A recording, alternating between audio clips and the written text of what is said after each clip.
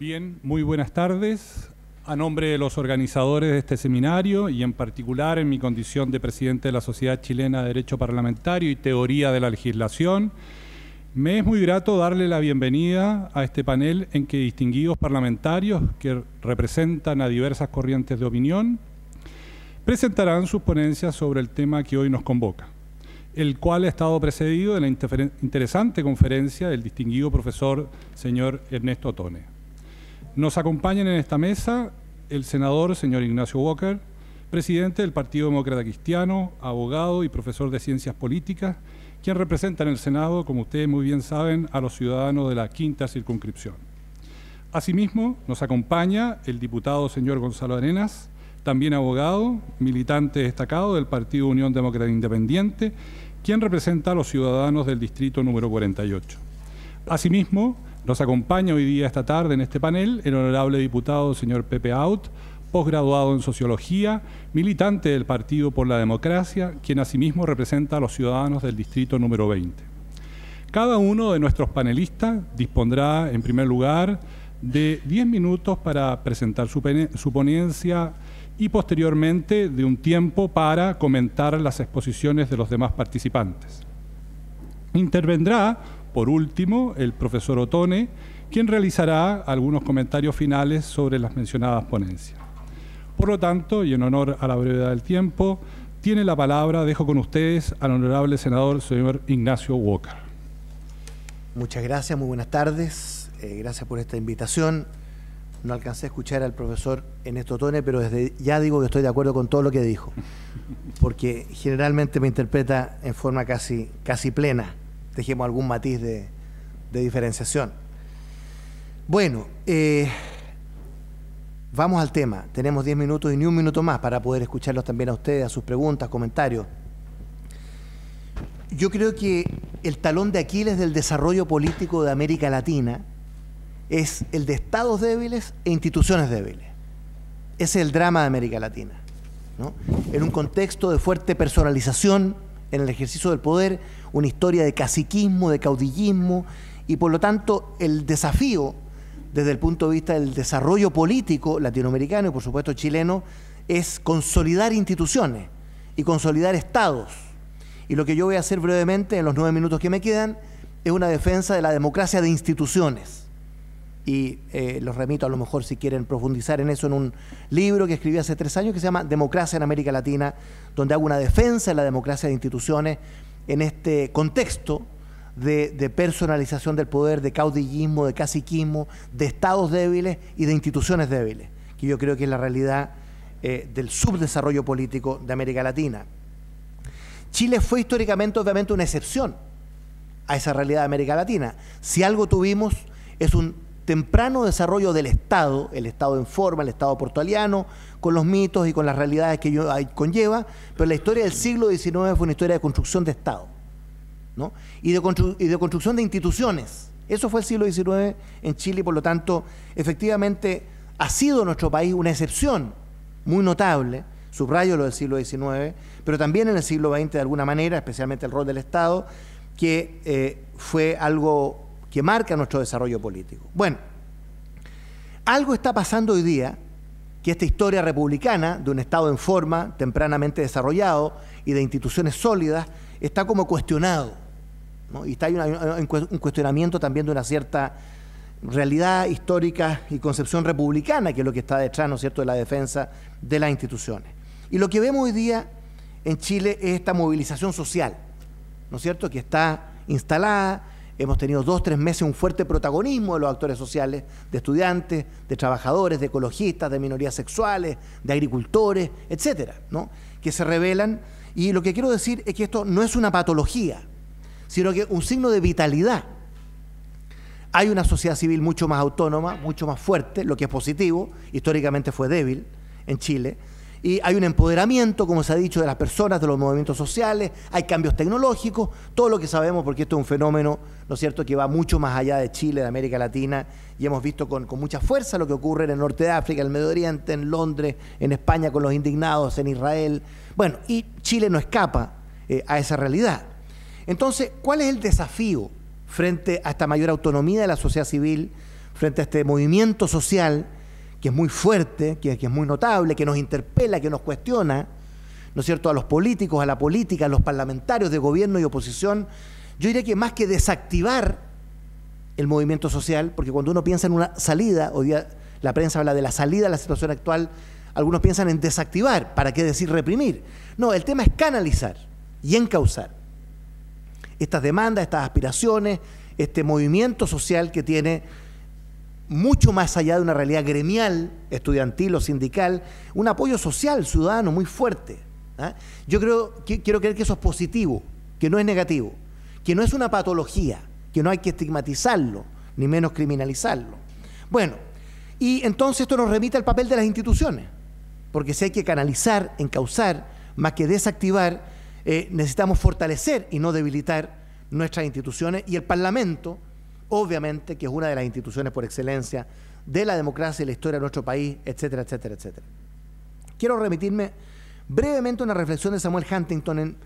Él, claro, tiene una cierta tendencia bastante conservadora, libros mejores y peores, algunos buenos, como La tercera ola democratizadora, pero el mejor de todo, a mi juicio, es El orden político en la sociedad, en cambio. Año 68, ojo, año 68. Mucho se habla hoy día que esto tiene que ver con el 68, los fenómenos culturales, sociales, de cambio. Bueno, y él lo que dice allí es que la modernización, el desarrollo económico, es en sí mismo disruptivo, ¿no? Y cuestionando toda la literatura de las ciencias sociales en los años 50, 60, Simon Martin Lipset y otros que decían que no, el desarrollo económico, la modernización, lleva a la estabilidad política. Y Huntington, después de mayo de 68, en este libro de 68, dice no, lleva a la inestabilidad política, el desarrollo económico, la modernización, es disruptiva, produce movilización social, porque son cambios muy fuertes económicos y sociales que cuestionan todos los paradigmas, ¿no es cierto?, de una sociedad tradicional, premoderna, etcétera. Con lo que quiero decir que lo que está ocurriendo en Chile en estos 3 meses es de manual de sociología política, es ABC de la sociología política. Aquí no hay nada raro, está en los textos. La profunda modernización vertiginosa que hemos vivido en Chile en 10, 20, 30 años, cada uno tendrá su interpretación, es disruptiva, produce contradicciones, ¿no? Lleva a esta movilización social, a esta inestabilidad política. Bueno, ¿cuál es el peligro? Dice Huntington, no es la movilización social, porque eso es un efecto de la modernización. El peligro es el desborde institucional, lo que él llamaba el pretorianismo de masas. Ese es un peligro, ¿no? Que esto, por así decirlo, como se ha dicho en estos días, que nos pase por el lado del movimiento social, que esto no tenga conducción, ¿no? Que no haya cómo encauzarlo, ¿no? ¿Y cómo se logra? Se logra, dice, con instituciones autónomas, racionales, flexibles, y algo más que se me escapa, eran 4 características, pero en el fondo con institucionalización, ¿no? Entonces, más que ponerse a la defensiva o ver esto como algo patológico, hay que entender que la expresión de estos movimientos sociales que surgen de procesos de modernización requieren de instituciones fuertes, ¿no?, de institucionalización. Y ese es el desafío que tenemos hoy día en Chile y en muchos otros países del mundo, para evitar el desborde institucional, para evitar el pretorianismo de masas que nos pase por el lado del movimiento social, que las instituciones sean bypaseadas, ignoradas, ninguneadas, cuestionadas, que sean al final irrelevantes, ¿no es cierto? Necesitamos realmente hacer un esfuerzo, y eso pasa por el tema de la legitimidad de las instituciones, que es algo que no tenemos hoy día. Hay un cuestionamiento de la legitimidad de las instituciones. Tenemos una Constitución del 80 muchas veces reformada, bastante parchada, las 54 reformas del 89, ¿no es cierto?, el 2005, que sí, creíamos haber hecho una reforma constitucional que daba con una nueva Constitución, esperábamos que se fuera conocida como la Constitución del 2005, no fue así. O sea, hay una Constitución que no tiene una legitimidad suficiente. Y ese es un desafío para la mal llamada clase política, que es un término que detesto, pero en fin, está instalado, pero en el fondo para los partidos, para el Parlamento, para las instituciones del Estado, de hacer un esfuerzo por dotar a la Carta Fundamental de una legitimidad suficiente para sentirla nuestra. Hoy día no la sentimos nuestra, la sentimos heredada, reformada, parchada, varias veces mejorada, pero no nuestra, ¿no? Entonces hay un tema ahí de la legitimidad, hay una forma de hacer política que murió en estos meses, la vieja idea, ¿no es cierto?, que entre gobierno y oposición, entre 4 paredes resolvíamos las cosas, que sirvió En el periodo 90-2010. Ese fue el pacto político que tuvimos para la transición y la post-transición, que fue exitoso, yo lo defiendo. ¿Fue defensivo? Sí, porque veníamos de una sociedad asustada, polarizada, post-autoritaria, memorias de un pasado de conflicto, de polarización, ¿no? Pero entonces aquí se agotó ese pacto, ¿no? Hay un agotamiento de la forma de entender la política entre dos actores, entre cuatro paredes. Hoy día una mesa de tres patas: gobierno, oposición y actores sociales. Y lo que tenemos que hacer hoy día no es renunciar a las instituciones, es hacer que esto sea de cara y no de espalda a los actores sociales. Bueno, y todo eso yo lo llamo democracia de instituciones. Yo hago una defensa en ese libro de la democracia representativa, deliberativa, que yo prefiero llamar de instituciones, para contrastarla con esta historia de personalismo, caciquismo, caudillismo, que al final se expresa también en la democracia plebiscitaria, que es llevar la democracia a la calle, prima hermana de la democracia populista. En nombre de la democracia directa, participativa, que suena muy atractivo, pero que termina bypaseando, anulando las instituciones de la democracia representativa. Los parlamentos, los tribunales constitucionales, las Cortes Supremas, ¿no es cierto?, las libertades de expresión, los derechos y libertades fundamentales que son propios de una auténtica democracia representativa, que estamos muy lejos de serlo. ¿Tiempo? Un minuto. Entonces, lo que yo digo es, no miremos con susto, yo sé que hay temor en Chile hoy día, no miremos como una patología lo que está ocurriendo, tampoco en forma desaprensiva. Yo creo que el gobierno es desaprensivo frente a lo que está ocurriendo. Yo no siento que hay un gobierno aquí que le tome el peso a lo que está ocurriendo. O sea, yo soy de oposición, no por capricho, tengo una crítica a un gobierno que yo creo que no conduce, que no escucha, que no dialoga, que no gobierna. Por eso es importante lo que está ocurriendo esta semana. Hagámonos a un lado un poco los políticos de oposición, los parlamentarios, dejemos que los estudiantes conversen con el gobierno, ¿no? Pero sobre todo, consolidemos esta democracia de instituciones, que es sinónimo de una democracia representativa, deliberativa, ¿no? Y para presentar una alternativa a esa democracia plebiscitaria, populista, personalista, caudillista, caciquista, que es el paradigma del desarrollo o del subdesarrollo de América Latina. Muy bien, muchas gracias. Dejo a continuación con ustedes al diputado señor Gonzalo Arenas. Ahí sí. Ahí está. ¿Sí?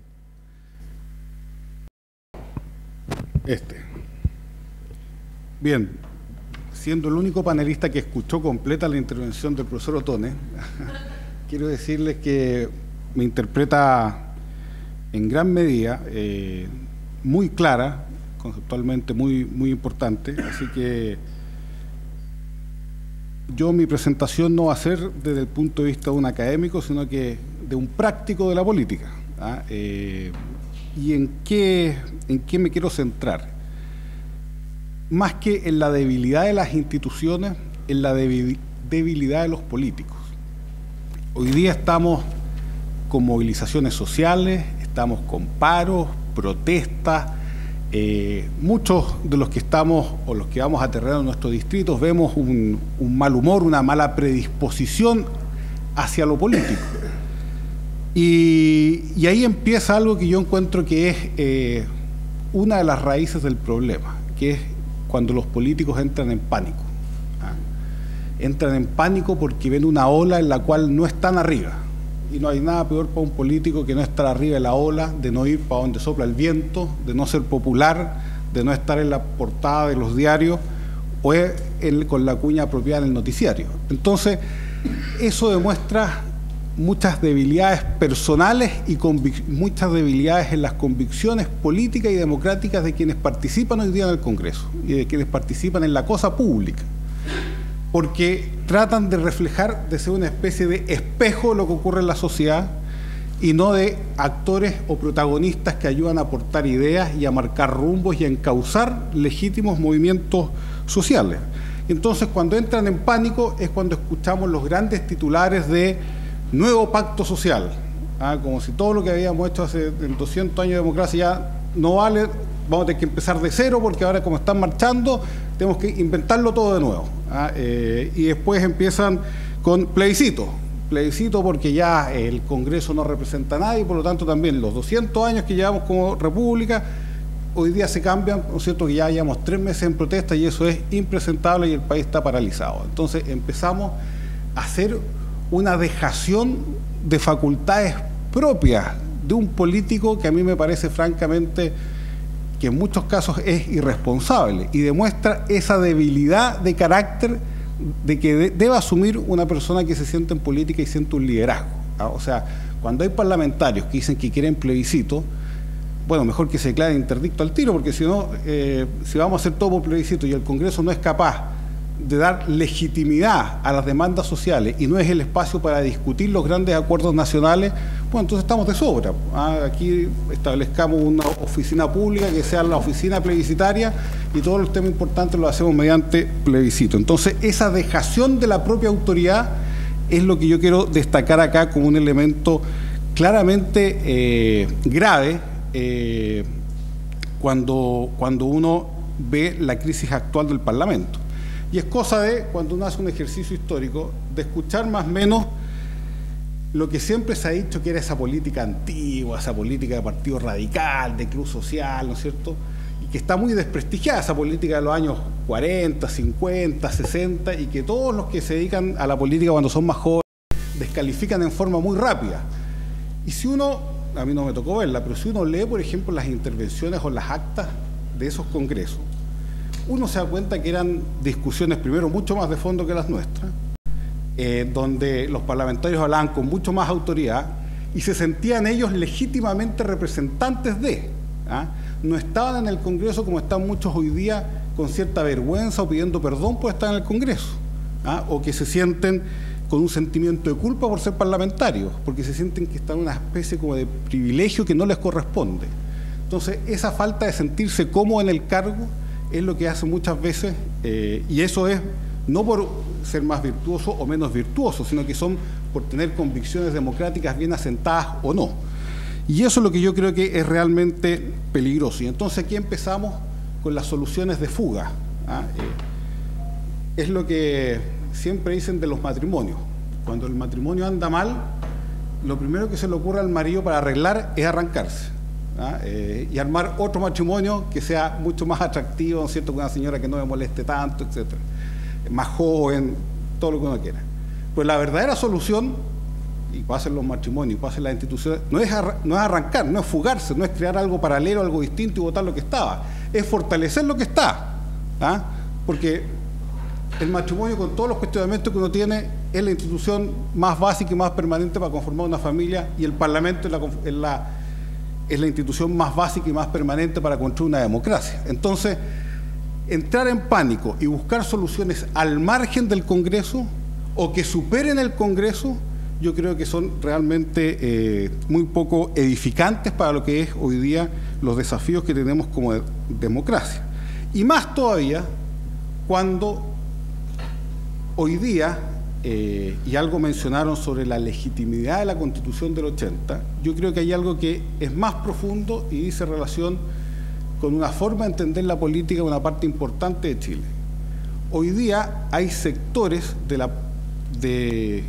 la clase política, de los partidos políticos, que no sienten que la Constitución del 80 sea ilegítima, sino que sienten que un gobierno de centro-derecha es intrínsecamente ilegítimo.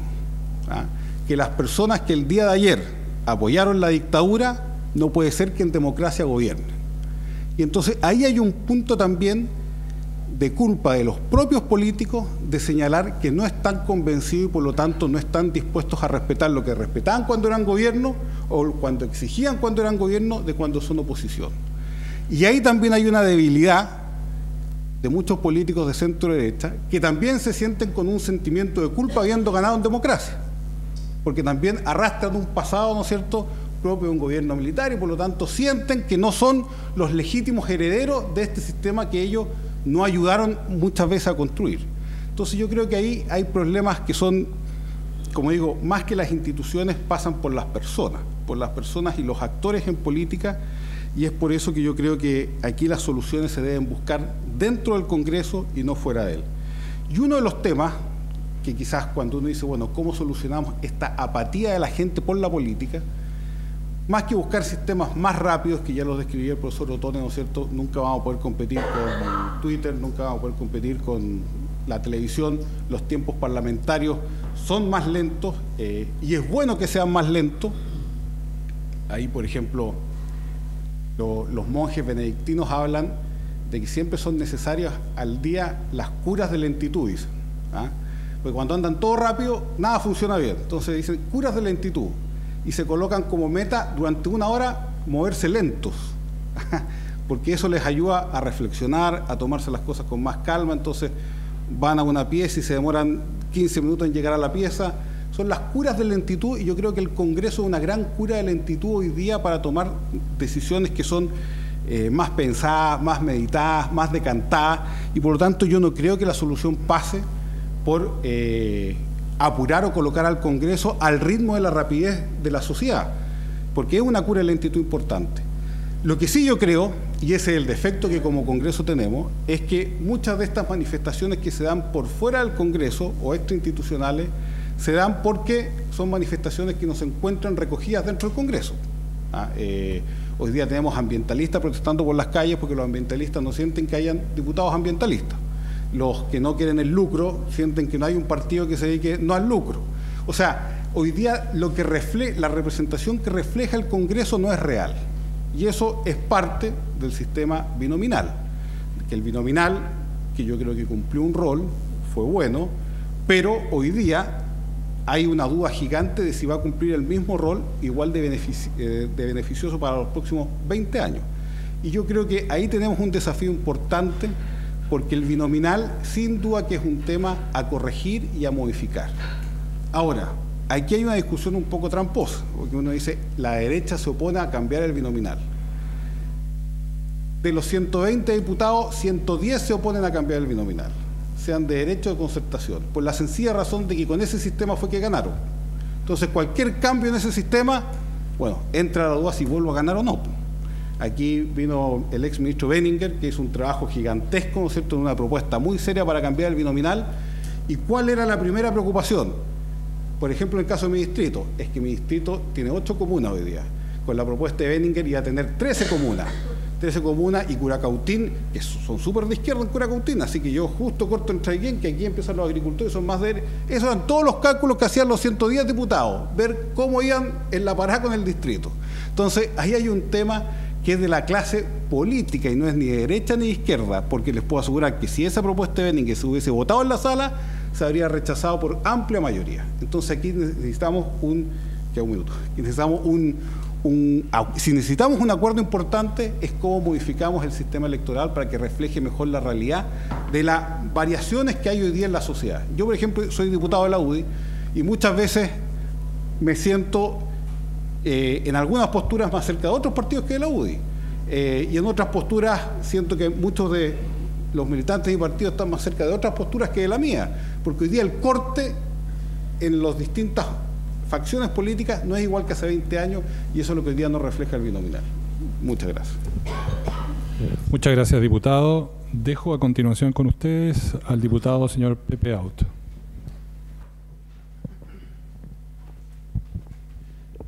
Gracias. Yo en verdad no creo que tengamos un problema fundamentalmente de la calidad de las personas que hacen la política en relación a la calidad de las personas que hacían la política antaño.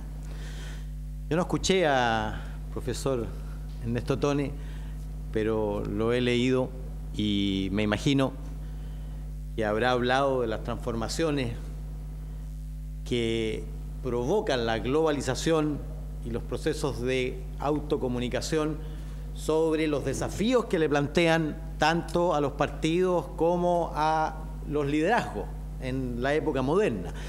El desajuste que ha generado una evidente crisis de representación que estamos viviendo hoy día, más allá de la calidad de unos y otros diputados, senadores, presidentes de partido y demás.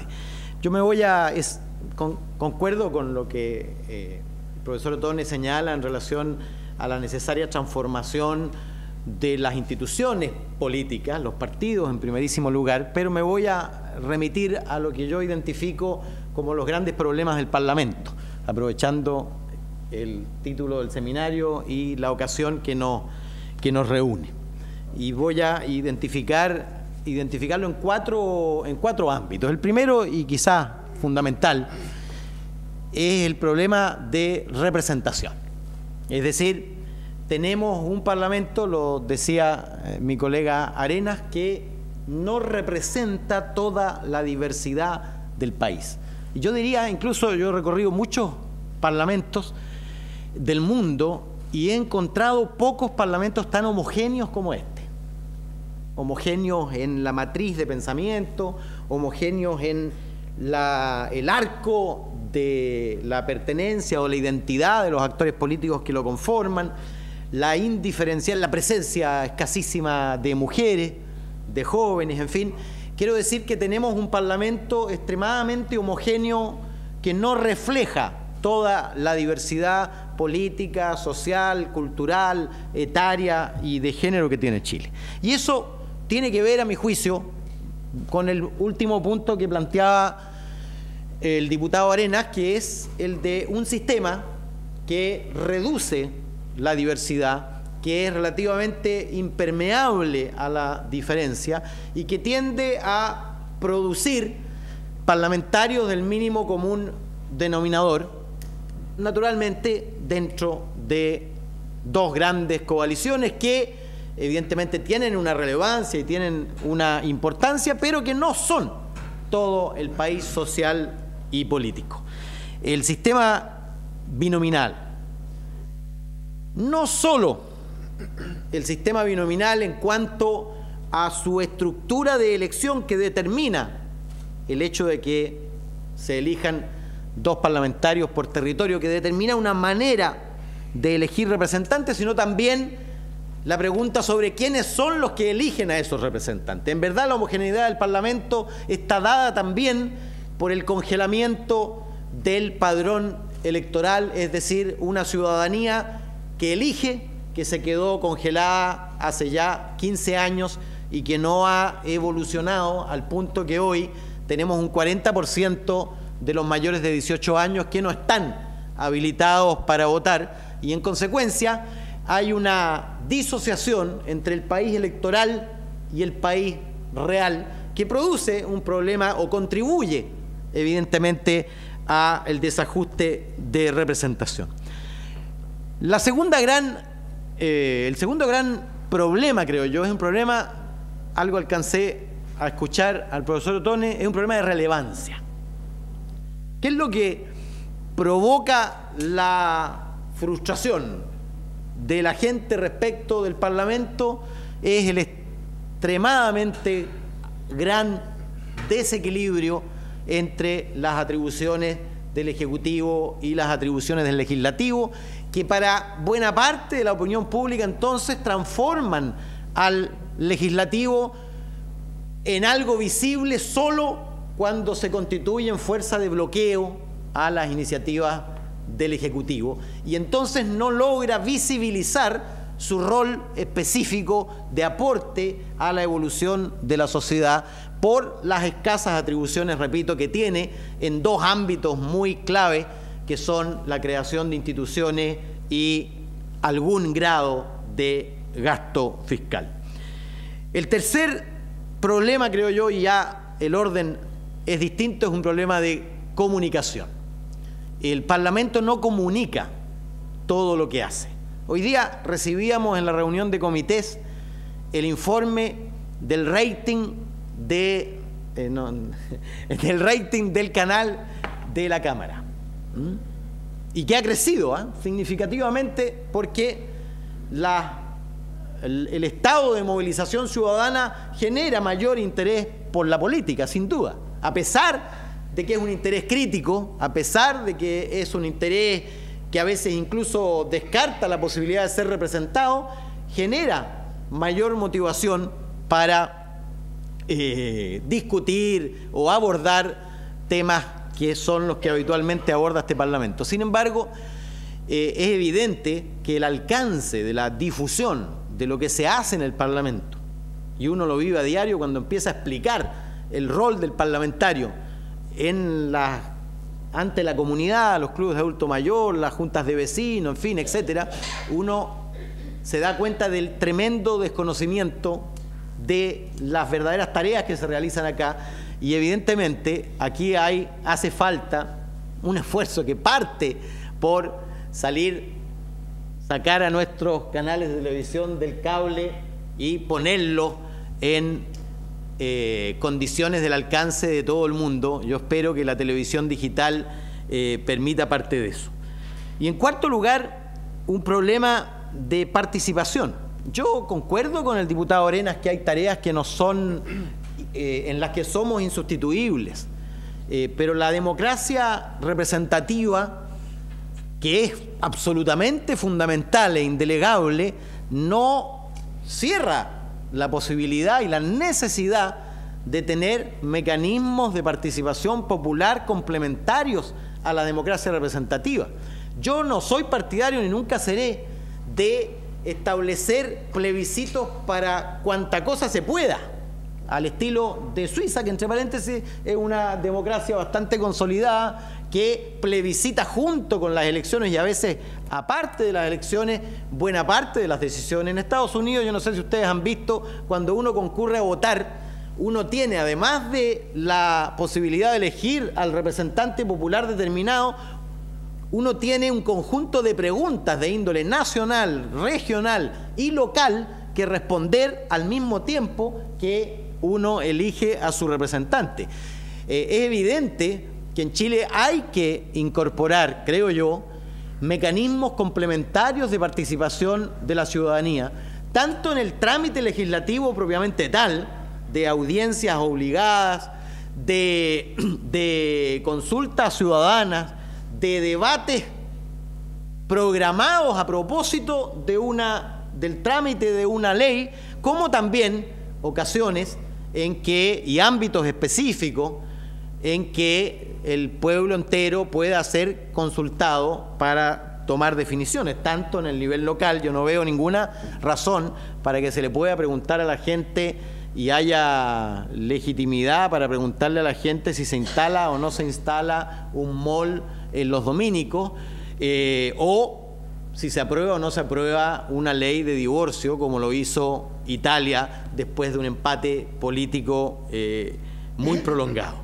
Yo creo, en consecuencia, que en lo que tenemos que trabajar es en resolver el problema de representatividad del Parlamento para que éste refleje toda la diversidad de la sociedad, y eso pasa por un cambio profundo de, por un lado, la ciudadanía, es decir, de quienes tienen derecho a votar, y por el otro lado, del modo en que se estructura la elección a través del sistema binominal. Yo concuerdo con el diputado Arenas, probablemente tuvo un rol, entre otros, de servir de muleta para que una parte de la política que había estado vinculada a quienes resultaban derrotados y les dificultaba su ingreso a la democracia, de alguna manera el sistema binominal sirvió de muletas, pero ya nadie necesita muletas para seguir caminando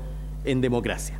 Termino entonces un parlamento representativo, un parlamento comunicativo, un parlamento abierto a la gente y un parlamento que recupere relevancia a ojos de la ciudadanía. Es decir, que los chilenos y chilenas puedan sentir que el Parlamento toma decisiones en ámbitos que son relevantes para su vida, cosa que hoy día ocurre de manera muy excepcional. ¿Todo bien el tiempo? Sí, perfecto. Muchas gracias, señor diputado. Como estaba programado, y en el ánimo de hacer un diálogo y un debate democrático entre nuestros panelistas, daríamos la oportunidad para que en un máximo de 5 minutos pudieran profundizar algunos de los aspectos que plantearon o hacer algún comentario a las ponencias de los demás expositores. Y a continuación daríamos la palabra al profesor Ottone para que realice algunos comentarios o observaciones a lo que ha sido este debate o profundizarlo en relación con lo que fue su exposición. Ofrezco la palabra en primer lugar al... Yo prefiero ceder mi tiempo, no sé, profesor Ottone y Bueno. Sí, bueno. sí, mejor, ¿te parece? Bueno. Después de una pregunta. abriríamos un espacio de preguntas de los miembros de algunos comentarios. Yo puedo comentar algunas cosas finales. Muy bien. Si quieren, Sí, perfecto. Perfecto. Está abierta la posibilidad de que el auditorio haga las preguntas. Pido que levanten la mano si alguien quiere formular alguna pregunta. Por favor. Antes de una pregunta, es una observación transversal a los tres panelistas que son congresistas de este Congreso Nacional, porque ha estado presente directamente la observación que voy a hacer en dos de ellos y por lo bajo en la otra. Se habla mucho aquí de la legitimidad institucional y de la legitimidad que da o el sistema electoral o, tal como dijo el honorable senador Walker, de sentir nuestra la constitución política. Pero hay un punto que se olvida, y se olvidó incluso el 17... ¿Me oyen bien? Bueno, sin micrófono. Y se olvidó incluso el 17 de septiembre de 2005. 8 constituciones, acabo de hacer una suma rápida, 8 constituciones ha tenido la República, dejando de lado las leyes constitucionales federales. 8 constituciones. Desde la primigenia de 1812, que hay una reproducción facsimilar ahí en una vitrina, hasta la Constitución del 80. Casi nadie sabe que de esas 8 constituciones no hay una sola legítima, salvo una, atendiendo a la legitimidad constitucional el hecho de que haya sido aprobada o discutida en una asamblea constituyente, se haya puesto de alguna manera la transparencia de la participación ciudadana en el debate, etcétera, etcétera. Lo que la teoría política dice que no vamos a entrar a discutir. De todas esas constituciones no hay sino una que sería legítima, y eso que las elecciones para la Asamblea Constituyente estuvieron plagadas de fraude. Y no es la Constitución del 25, y tampoco es la Constitución de 1833, que el 17 de septiembre de 2005 estuvieron en el escritorio del presidente de la República en el Palacio de la Moneda, siendo mostradas como si fuesen legítimas. La única constitución legítima que ha tenido el país ha sido la Constitución Liberal de 1828. Ahora, ¿por qué traigo a colación este asunto histórico? Y es histórico, porque nadie lo sabe. Se puede hablar de la ilegitimidad de la Constitución del 80 y se puede intentar refrendar la legitimidad de las otras constituciones, como se hizo ese 17 de septiembre. Pero no es cierto. Entonces, lamentablemente se repite la misma monserga una y otra vez, y al electorado y a las personas eso les queda. La ilegitimidad de la Constitución del 80 nadie la puede discutir, pero tampoco puede discutir la ilegitimidad de la Constitución del año 25, en donde el presidente de la República, dicho sea de paso, presidente de facto, tácitamente él no quiso convocar a una asamblea constituyente. Y está en sus memorias. Entonces, ¿por qué traigo a colación esto? Y con esto termino. Porque dice el viejo adagio, cría cuervos y te sacarán los ojos. La movilización social actual, no solo estudiantil, al menos en mi punto de vista, yo hago clases en universidades, yo tengo un contacto diario con los alumnos de primer año en Derecho o en Ciencia Política. La mayoría de ellos viene con una formación que han oído a lo largo de 20 años, porque lo que está hoy en las calles, es la generación de estos últimos 20 años, es una generación democrática, que ha oído toda una historia de la actual, y lamento llevarle la contraria que el senador Walker, pero es así, de la actual clase política. Y la actual clase política, a diferencia de otras clases políticas, de las clases políticas del centenario, de las clases políticas del siglo XIX, no comparte necesariamente una idea. Algunos hablan de un relato acerca de lo que es o significa la construcción de una república y la mantención de esta. Eso es lo que yo creo que está en la clase política deficitaria y es lo que lamentablemente ha transmitido. Lo que estamos viendo hoy, tal vez, al menos desde mi punto de vista, no es sino la primera explosión de un discurso que ya se propagó. Disculpen la intervención, pero también es pocas veces en que un profesor universitario tiene la posibilidad de hablarle a 3 congresistas frente a frente. Muchas gracias. No sé si hay alguien más que quiera intervenir. Sí. Les pido, por favor, que se identifiquen cuando hagan la pregunta. Muchas gracias.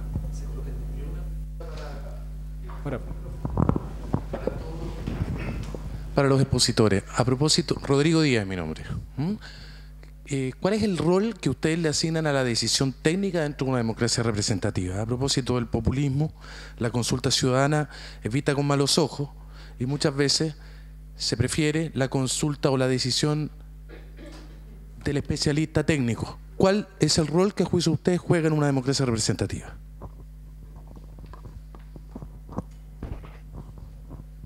Muy bien. ¿Hay alguna otra consulta, pregunta?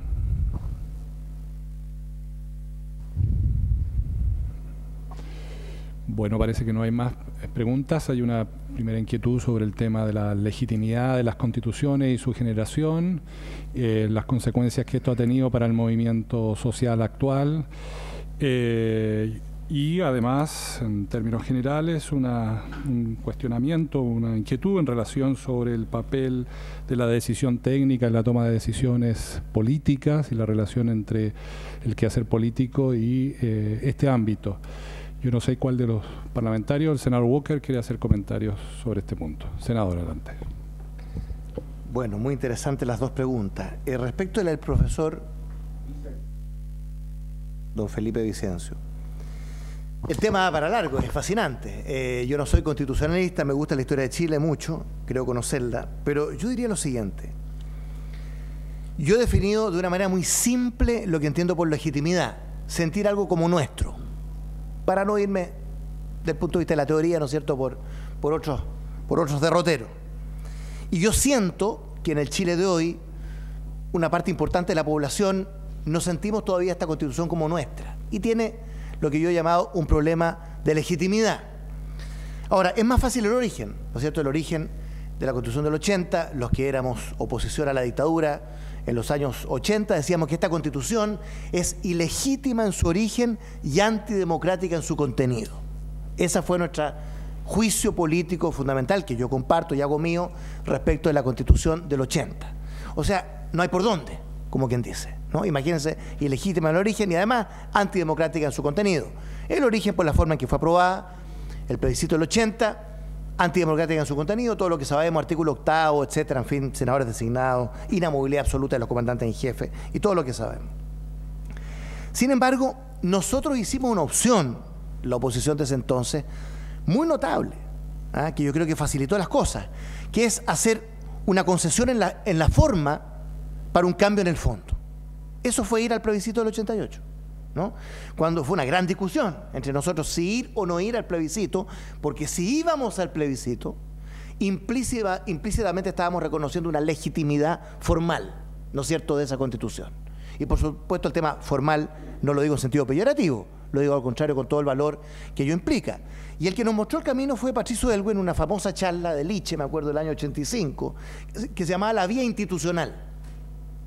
Mientras todos estábamos inmersos en la movilización social, en fin, asamblea de la civilidad, etcétera, don Patricio Aylwin da esta charla y dice, mire, al final hay que reconocer unas reglas del juego comunes, si no, esto no tiene arreglo, ¿no? Bueno, y fuimos al plebiscito e implícitamente le dimos un reconocimiento a una cierta legitimidad de esa Constitución para modificarla. Bueno, y la modificamos muchas veces. 54 reformas plebiscitadas del año 89, hasta llegar al 2005 con otras tantas, en cuestiones muy centrales.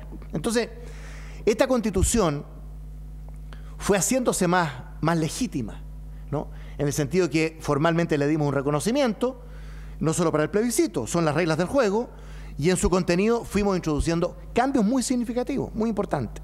Lo que yo he dicho es que eso no alcanza a conferirle una legitimidad suficiente. O sea, subsiste un problema de legitimidad, ¿no?, en el sentido que no se le considera como nuestra. ¿Por qué esto es importante? Esto es lo último que quiero decir para no latear, pero si uno mira la historia de la democracia en Chile, hay quienes niegan que Chile haya tenido democracia. Pablo Rodríguez escribió un libro que se llamaba El mito de la democracia en Chile, después del 73, diciendo, mira, aquí hubo partidocracia, no democracia. Más recientemente Felipe Portales escribió un libro negando que Chile hubiera tenido una historia democrática. En fin, yo por supuesto creo que Chile sí tuvo una gran democracia con todas sus imperfecciones, pero ¿cuál fue la fuente de legitimidad del régimen democrático chileno en el siglo XIX y XX? No fue lo participativo, porque fue muy tardíamente participativa la democracia chilena. En realidad, solo en la reforma constitucional del 70 hay, ¿no es cierto?, un sufragio universal real. Fue muy limitado. No está ahí la legitimidad del régimen democrático chileno, pero fue muy tempranamente representativo. Esa fue la gran característica y fuente de legitimidad de la democracia chilena. En la década de 1850 se forma el sistema de partidos. En la década de 1870-80, Arturo Samuel Valenzuela tiene muchos libros sobre esta materia, hay un sistema de partidos completo, dicen. O sea, derecha, centro, izquierda. Notable. En la década de 1870, 1880. O sea, ampliamente representativo. El año 38 el Partido Comunista está en el poder, con el Frente Popular, por decirlo. O sea, había una opción de derecha e izquierda real, ¿no? Y eso es lo que yo echo de menos hoy día. O sea, esta crisis de representación de que hablamos no es una cuestión menor. Yo no quiero estigmatizar a la Constitución del 80 como el origen de todos los males. Me hace mucha fuerza lo que dice el diputado Arenas sobre el tema de los políticos y el actor político y las soluciones de fuga. O sea, hay que asumir lo nuestro, nuestra construcción política, el valor de las instituciones, que mal lo tiene en muchos sentidos, pero la carencia fundamental, ¿no es cierto?, de esta Constitución, de este sistema político, no solo es que no se le percibe como nuestro, y ahí está el problema de legitimidad, sino que hay problemas de representación. No se le percibe como suficientemente representativo. Y yo creo que el tema binominal está en el origen de eso. Y la supermayoría, la llamada supermayoría en términos populares, los quórum calificados de leyes orgánicas constitucionales, porque en el fondo ahí está trancada la pelota, perdón que lo diga así. Eso es, esta es una democracia empatada, ¿no? Y eso es percibido por algo de 4 millones de personas que no participan. Que esto genera una alienación político-electoral. Todos sabemos, porque hemos sido candidatos varias veces, yo 4, que en el sistema binominal muchas veces hay un candidato real y uno ficticio. La sandía escalada o las cartas marcadas que yo llamo. Entonces, ¿para qué votar si ya sabemos que va a ser 1 y 1, salvo una circunscripción en todo Chile, ¿no? Y que bueno, entonces ahí está el problema. Y por eso cuando 5 parlamentarios de la democracia cristiana, y con esto termino, fuimos a La Moneda hace 2 semanas, varios en nuestro sector nos han criticado, yo volvería a ir, fuimos con una propuesta de reforma político-institucional muy profunda, pero con 2 reformas duras, como les dijimos los 3 ministros políticos. Una, sustitución del sistema binominal por uno de representación proporcional. A propósito del sistema binominal lo sacamos de la Constitución, ustedes saben, en el 2005, así que tampoco en estricto rigor es un tema constitucional. Hablemos de reforma político-institucional. Y 2, las leyes de quórum calificado, especialmente los 4/7, que es como 57% del Parlamento, porque virtualmente eso es veto de la minoría. Entonces, estos 2 enclaves, por así decirlo, son complicados y contaminan el resto porque son parte de esta percepción de que esto no tiene una legitimidad suficiente. Perdón, una frase sobre el tema de los técnicos, una frase nomás. Bueno, yo creo en la democracia más que en la tecnocracia. Por supuesto que la decisión técnica es muy importante en una democracia representativa. Creo que como Concertación en 20 años lo demostramos bastante. Nuestros ministros de Hacienda, la Dirección de Presupuesto, en fin, hay una tecnocracia no en un sentido peyorativo, sino que tiene valor. Pero este gobierno cometió un gran error. Esta nueva forma de gobernar, y creo que el propio gobierno se dio cuenta, como que hay un cambio de gabinete, ¿no es cierto?, hace 2 meses con 8 ministros nuevos, bueno, 4. Pero la nueva forma de gobernar, ¿en qué consistió? En tratar de trasladar mecánicamente la lógica del sector privado al sector público. Técnicos, gerentes, ¿no es cierto? Y eso no funciona. La política para los políticos. Y yo creo, claro, que este último cambio de gabinete es más político que técnico, tiene un cierto valor, creo que todavía no es suficiente. Pero, bueno, eso sobre el tema de los técnicos. Gracias, senador. Dejo con usted al diputado Arenas. En ese tema de los técnicos, y que también ha estado en parte en la discusión acá de cuál podría ser un parlamento ideal, yo soy diputado por un distrito que es eminentemente mapuche. La gran mayoría de mis electores son mapuches. Y como diputado, bueno, si bien los considero que como diputado uno tiene que involucrarse con sus electores, entonces he aprendido mucho los mapuches. Y una de las cosas que he aprendido es que las cosas, más que técnicamente correctas, lo importante es que hagan sentido. Por eso, por ejemplo, los mapuches todavía tienen machi, todavía hacen machitún, y lo más increíble de todo, hay gente que se mejora, ¿ah? Y se mejoran y quedan bien. O cuando uno va y habla sobre ellos, sobre tierras, y uno les dice, le puedo dar 10 hectáreas, que son las más productivas de la zona, o 100 hectáreas que son pura piedra. Y el mapuche siempre va a escoger las 100 hectáreas que son pura piedra, porque para él es más importante sentirse señor y dueño que sentirse un empresario productivo. Ajá. Eso a él le hace sentido. Y por lo tanto, por eso a veces las leyes fallan cuando son técnicamente muy perfectas, pero no hacen sentido. Entonces, las leyes, al igual que los parlamentos, no existen los parlamentos técnicamente mejores, sino que aquellos que hagan sentido a la ciudadanía, de que realmente reflejan lo que ellos esperan de un parlamento.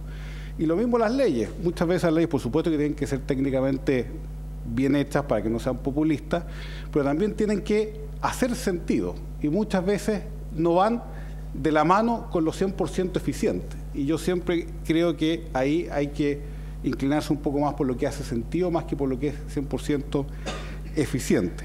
Y otro tema que es muy importante y que lo decía el profesor Ottone, tenemos como político y como parlamentario y como Congreso, tenemos que buscar herramientas para defendernos del juicio mediático, porque el juicio mediático impone criterios de valoración mediáticos y no reales.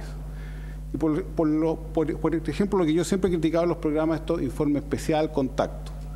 Andan preocupados del parlamentario que llegó tarde a la sesión, andan preocupados del parlamentario que sacó más fotocopias, y no andan preocupados del parlamentario que votó a favor tal ley porque él tiene intereses con los bancos, o votó tal ley, ¿no es cierto?, porque defiende un grupo de interés importante o porque tiene otro tipo de convicciones. O sea, la moral gruesa que debería regir cómo uno critica o no a un parlamento, a un parlamentario, no existe. Entonces, hoy día los gobiernos suben y caen, o los parlamentarios suben y caen por tonteras que serán defectos humanos, serán pifias del sistema, imperfecciones, todo lo que quieran. Pero esa forma de enjuiciar mediática, yo creo que estamos esclavizados a ella. Y por eso hoy día, cuando discutimos en política o se llegan a acuerdos, lo más importante es no si lo que discutimos tenía sentido, no si estaba técnicamente correcto o no, no si reflejaba el consenso, sino que cómo se va a ver esto en la prensa. Entonces, pensemos al tiro cómo sería el titular mañana esto y en base a eso actuamos. Entonces, hay que buscar una fórmula de que el Congreso no se rinda ante la escala de valores de lo mediático, porque yo creo que con eso también se debilita y se desprestigia la democracia. Eso. Muchas gracias, diputado. Dejo con ustedes al diputado señor Pepe Daut. Dos reflexiones. La primera, ¿Pinto, creo? Allá, sí. No, la primera respecto de la consulta técnica, de cómo incorporar el know-how y la experticia técnica a la hora de elaborar leyes que tienen impactos concretos. Yo soy diputado hace solo un año y algo, y creo que el Parlamento efectivamente tiene todavía insuficiencias en esa materia. Es decir, ¿qué es lo que he visto yo? Que en verdad los parlamentarios se meten en profundidad en los temas en los que están involucrados a través de sus comisiones y llegan a votar a la sala proyectos que vienen de otras comisiones en los cuales no han tenido ningún acceso ni conocimiento preciso, y muchas veces votan según el dedo esté puesto hacia arriba o puesto hacia abajo, sea por el específico que está en la comisión o sea por su jefe de bancada. Y en verdad sería bastante más rica esa decisión si nosotros, además estoy hablando yo como Parlamento, en algunas ocasiones lo logramos, fuéramos capaces de mostrarle a cada uno de los parlamentarios el impacto técnico, concreto, de cada una de las decisiones, en cada una de las materias, en cada uno de los proyectos de ley. Es decir, qué significado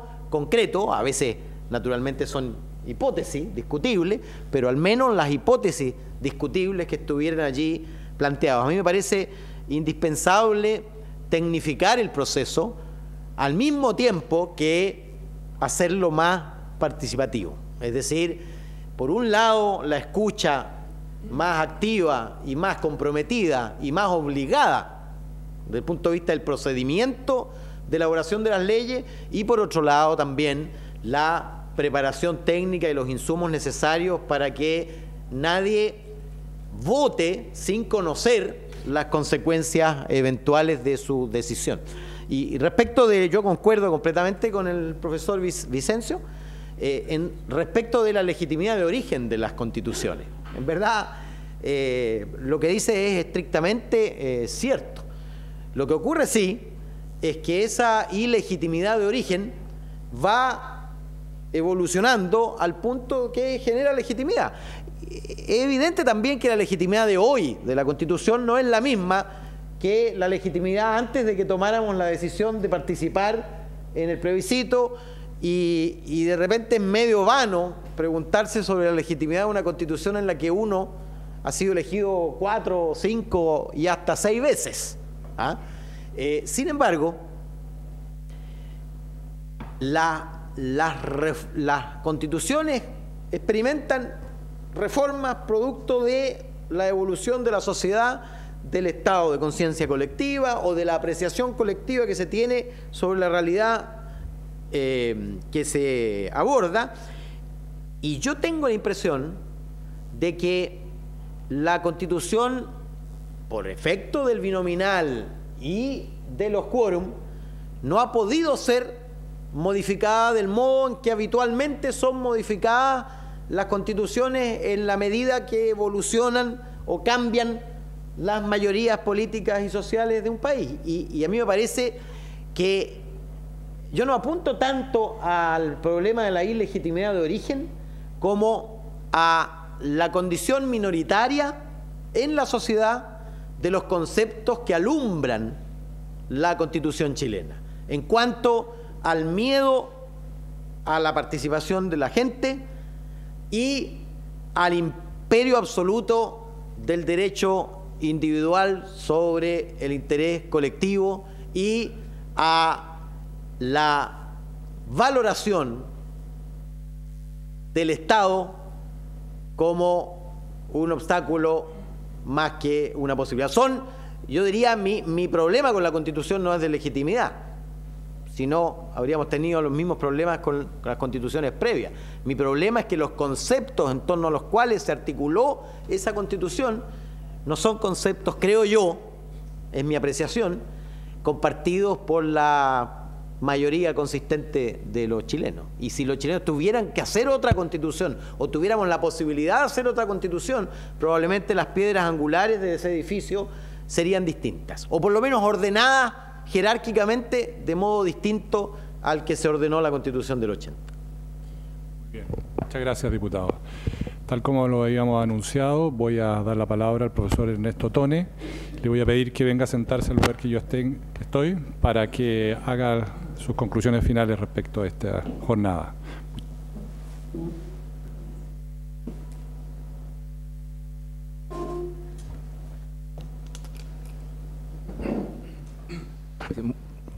En primer lugar, muchas gracias por la recepción que ustedes han generosamente tenido con los conceptos que yo entregué. Yo quiero referirme a un tema más global en relación a lo que he escuchado de los señores parlamentarios y también de las preguntas y las reacciones en conversaciones en el momento del entretiempo, digamos. Yo creo que yo comparto la idea de que no tenemos que asustarnos de un movimiento, de la existencia de un movimiento social. Alexis de Tocqueville, el famoso cientista social, filósofo que escribió sobre la democracia norteamericana en sus comienzos, él tiene una frase que es muy importante, que es respecto a la explicación también de la Revolución Francesa, que él dice en un momento determinado, dice, cuando uno más tiene, más nota lo que le falta. ¿Ah? Por ejemplo, el caso del movimiento social, del movimiento estudiantil chileno, etcétera, es muy distinto a lo que está sucediendo, aunque tiene elementos comunes que podríamos encontrar, de lo que está sucediendo en España o en los países europeos, en Francia, etcétera, en donde hay en una manifestación en Francia había una niña que llevaba un cartel que decía queremos vivir como nuestros padres. Ajá. Es difícil discutir que en Chile la generación actual vive mejor que sus padres y que probablemente la generación que vendrá va a vivir mejor aún. ¿Ah? Eso con las cifras, digamos, es muy fácil mostrarlo. Sin embargo, hay un sentimiento de que se agotó una cierta forma de desarrollo, de funcionamiento de la sociedad, de funcionamiento político también de la sociedad, y hay una nueva situación. Y eso no debe extrañarnos. Y naturalmente ningún movimiento social es muy gentil. ¿Ah? Normalmente es un movimiento enojado, que ve la mitad del vaso vacío y no la mitad del vaso lleno. Eso es así por naturaleza, o sea, no existen movimientos sociales gentiles. ¿Ah? Pero el movimiento social tiene su propia lógica.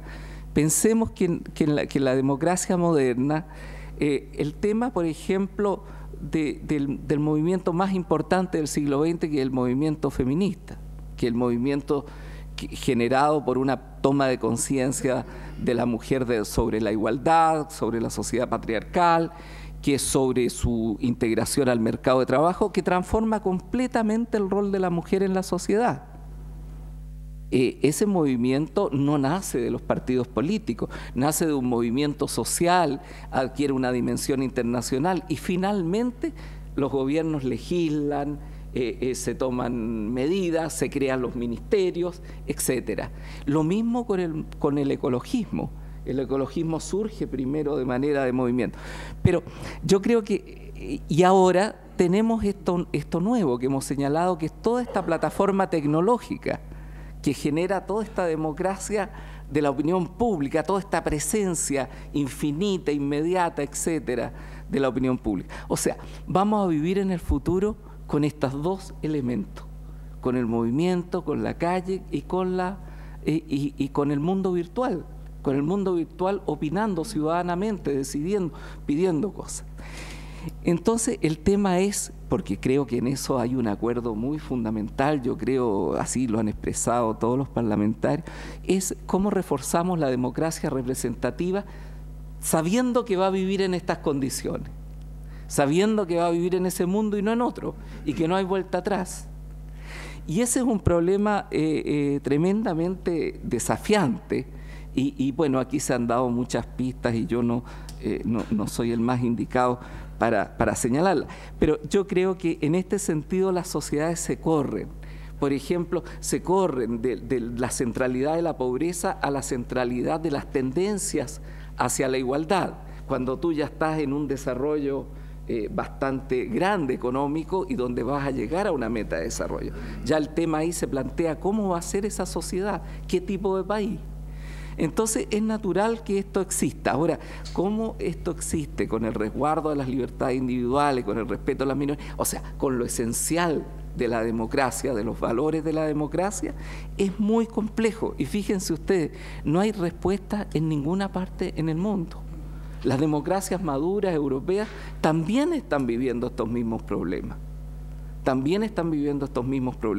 Por lo tanto, son problemas con los cuales vamos a seguir viviendo y yo creo que es muy importante estos acuerdos de fondo. Por ejemplo, sobre el tema plebiscitario. Esto puede tomar dos caracteres. Yo no soy partidario de los plebiscitos cuando estos tienden a reemplazar a la democracia representativa y se convierten en un método de gobierno que finalmente violenta la democracia, disminuye a la democracia, le quita valor a la intermediación. Primero de todo porque el peligro de demagogia, de manipulación, de despotismo, de mesianismo es enorme. Pero de pronto en una democracia los mecanismos de referéndum, y no me refiero a los suizos que son más bien inocentes, o a los locales norteamericanos que son más inocentes todavía porque son locales, pero pongo un caso duro, el caso de Italia. En el último referéndum de Italia, fíjense que hay casos que nos tienen que hacer pensar. En Italia hay un primer ministro que fuerza las instituciones democráticas.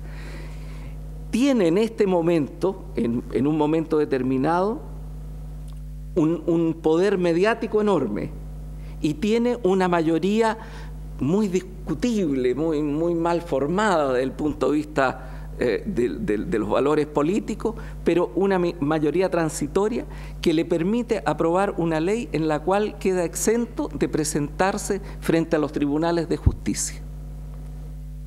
Y surge entonces, porque existen los canales en Italia, surge una iniciativa popular muy calificada de muchos millones de personas, se vota y el referéndum le da una victoria a la idea de que este primer ministro se presenta ante los tribunales y cae la decisión. Pero todo esto con calificaciones muy altas y teniendo que haber una votación de más del 50%.